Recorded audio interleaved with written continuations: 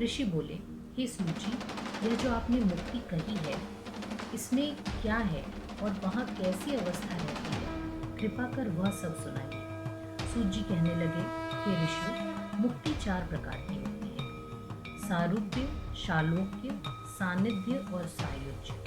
वह चारों मुक्ति शिव जी के कठिन व्रत से प्राप्त होती है, क्योंकि मुक्ति को देने वाले केवल शिव जी ही हैं, और ब्रह्मा विष्णु आदि देवता तो धर्म, अर्थ और काम, इस प्रकार वे विवर्ग दाता ही हैं।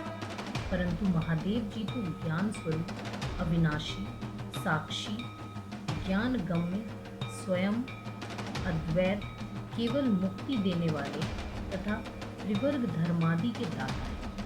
5वीं कैवल्य मुक्ति भी होती है, परंतु वह बड़ी दुष्प्राप्य है। शिव जी ज्ञान स्वरूप है, उनको कोई यथार्थ रूप में जान नहीं पाता। शिव की भक्ति ज्ञान की माता तथा नित्य भक्ति मुक्तिदायक और प्रसाद सुलभ है।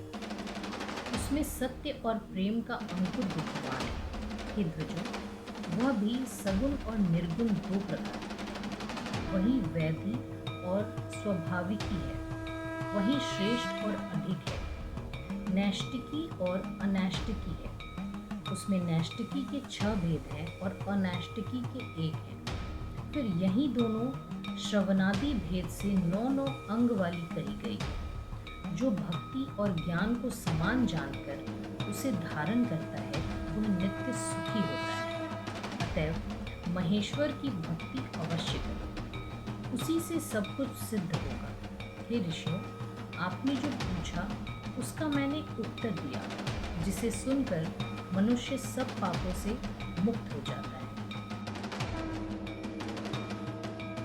ऋषियों ने कहा, शिव जी कौन है और यह ब्रह्मा विष्णु और रुद्र कौन है तथा इनमें निर्गुण कौन है? हमारे इस संदेह का निवारण कीजिए। सूत जी बोले, सृष्टि के आदि में जो निर्गुण परमात्मा से उत्पन्न हुए वही शिव जी। वेद और वेदांत वेदताओं का यही मत है। उन्हीं शिव जी से प्रकृति पुरुष सहित उत्पन्न हुई और उसने मूल में स्थित हो जल में तप किया।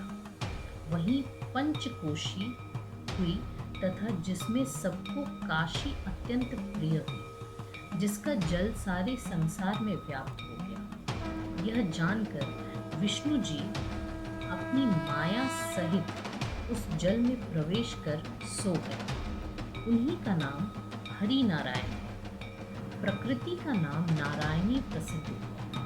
फिर जो उनके नाभि कमल में प्रविष्ट हुए वही ब्रह्मा जी कहलाए। उन्होंने देखा कि विष्णु जी तप कर रहे हैं। पश्चात जब उन्होंने ब्रह्मा विष्णु में परस्पर विवाद कर युद्ध आरंभ किया, तो उनके मध्य में प्रकट हो उस विवाद को जिन्होंने शांत किया, वही महादेव के नाम से प्रसिद्ध हुए। रूप रहित शिव जी भक्तों पर दया कर सबके ध्यान की निमित्त रूपवान हुए।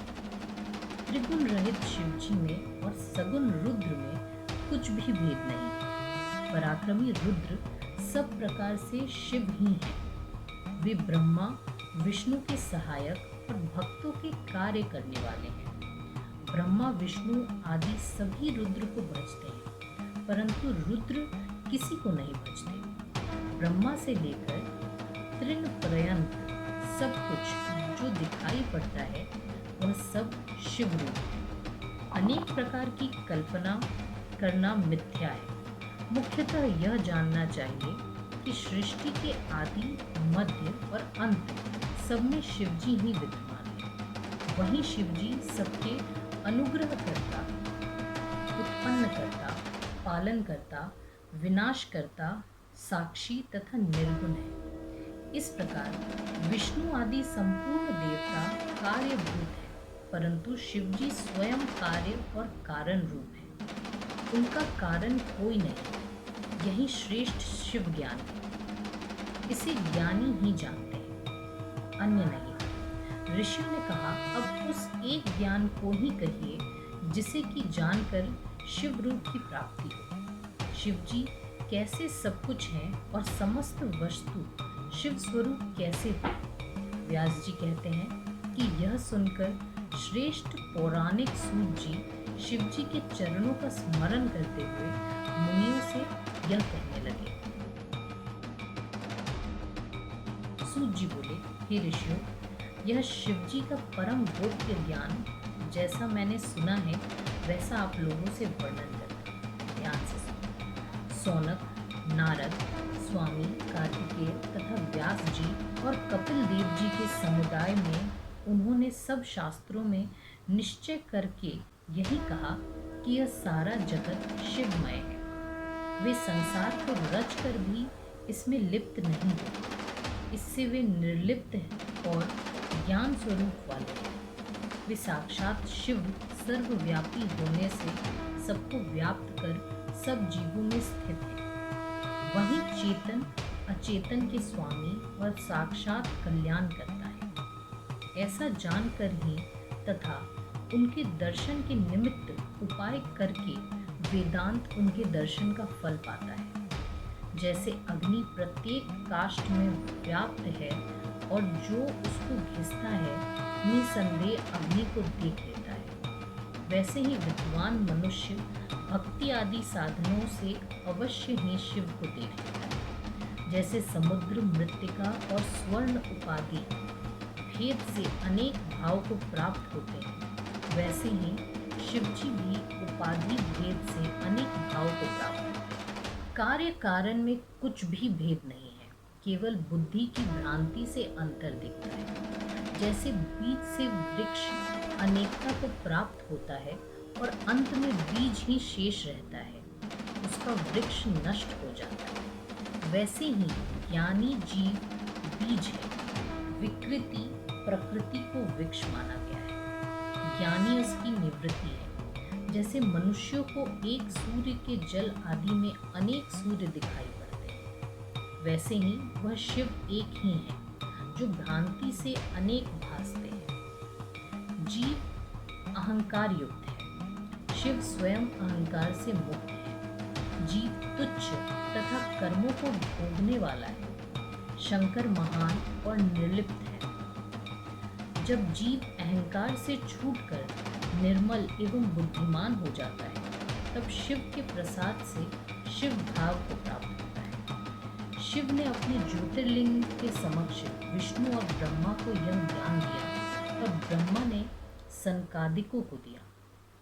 फिर सनकादिकों ने नारद को और नारद ने व्यास जी को बताया तथा उसी को व्यास जी ने कृपा कर मुझे उपदेश दिया। अब उसी को मैंने आप सबसे कहा, जिसे आप लोग संसार के लिए यत्नपूर्वक रक्षित कीजिए। यह ज्ञान शिव की प्राप्ति कराने वाला है। व्यास जी कहते हैं कि यह सुनकर वे संपूर्ण ऋषि परम हर्षित हो गदगद वाणी से सूत जी को नमस्कार कर बारंबार उनकी स्तुति करने लगे और संतुष्टता व्यक्त की। सूत जी ने फिर कहा कि हे द्विजों, यह इतिहास नास्तिक से तथा श्रद्धा रहित शठ से और सुनने की इच्छा ना रखने वालों से कदापि नहीं कहना चाहिए। इसके एक बार के सुनने से सारे पाप भस्म हो जाते हैं। यह भक्तिवर्धक और मुक्तिवर्धक है। यह चतुर्थ कोटि रुद्र नाम वाली शिव पुराण की चौथी संहिता परम आनंद देने वाली है, जिसे मैंने आपको सुनाया। जो इसे सुनता है वह सब सुखों को भोग अंत में परम गति को लाभ करता है। इसी के साथ शिव महापुराण चतुर्थ कोटि रुद्र संहिता समाप्त होती है। ओम नमः।